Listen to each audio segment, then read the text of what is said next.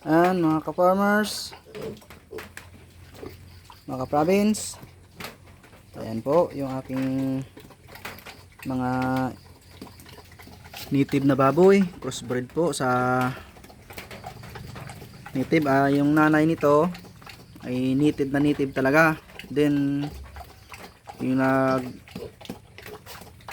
yung barako na nagsampa sa kanya siguro hybrid. Din ito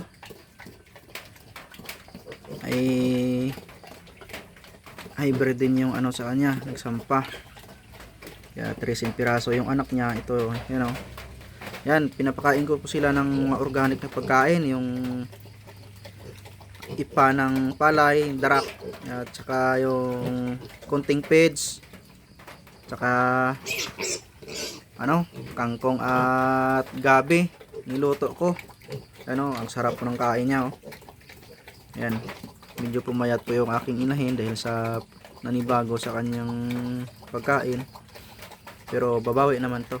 Malapit ko na po silang iwalay, mga second week ng February may iwawalay ko na po yung mga kanyang biik. Yan mga farmers, ayun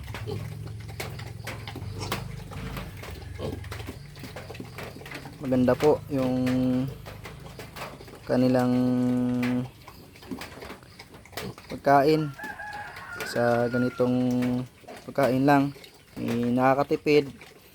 Pagka native yung aalagaan natin ay makakatipid tayo sa pagkain, dahil ako po ay wala naman trabaho kundi ito lang, saka may mga ginagawa din ako na iba na pagkakitaan ko at sarili ko lang, pagtatanim ng mga gulay. I-update ko po kayo sa aming taniman, dahil hindi po kami nakapag tuloy-tuloy ng pagtatanim dahil dito po sa probinsya namin ay medyo maulan.